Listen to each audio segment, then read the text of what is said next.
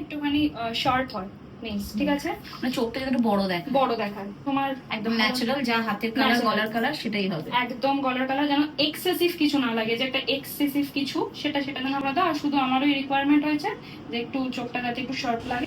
তোমরা বুঝতে পারছো না যে কি হতে চলেছে।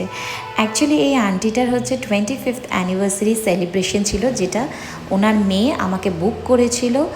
আর এই যে রিকোয়ারমেন্টের কথাগুলো ওনার মেয়েই বলছিলেন যে উনি ওনার মাকে কি লুকে দেখতে চান, ওনার রিকোয়ারমেন্ট কী কী। অ্যাকচুয়ালি কী হয়, আমাদের মেকআপ আর্টিস্টের জন্য ম্যাচিওর স্কিনে কাজ করাটা একটা বিশাল চ্যালেঞ্জিং ব্যাপার, যার জন্য আমি আপনাদের কাছে এই টোটাল টিউটোরিয়ালটা নিয়ে এসেছি যে আমি এই আন্টিটাকে কিরম মেকওভার দিতে পেরেছি না পেরেছি। তো সবটাই আপনারা বলবেন, আর আমি আমার ক্লায়েন্টের থেকেও ফিডব্যাক নেব যে ওনার মায়ের লুকটা ওনার কেমন লাগলো। ইভেন এই ক্লায়েন্টকেও আমি রেডি করেছিলাম ওনার মায়ের অ্যানিভার্সারি পার্টির জন্য। তো এটা হচ্ছে আমার ক্লায়েন্টের ফাইনাল লুক।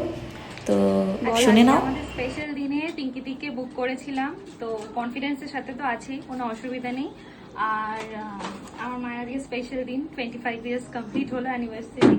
তো আমি যেরকম চেয়েছিলাম ঠিক সেরকমই হয়েছে। আমার রিকোয়ারমেন্ট ছিল জাস্ট 2-3টে, কারণ আমার পিঙ্কিদির ওপর ফুল ভরসা আছে। তো ফার্স্ট চেয়েছিলাম চোখটা যাতে একটু বোল্ড হবে, ব্যাস। এটা ছাড়া বাকি সমস্ত কিছু সব খুব সুন্দর করেছে।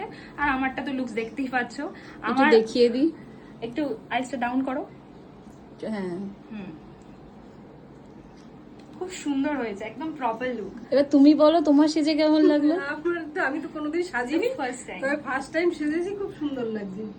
দুজনেই স্যাটিসফাই? আমি তো খুব স্যাটিসফাই, আমি আমার নিজের আইস নিজেই চিনতে পারছি না। Thank you so much. চলো। Welcome.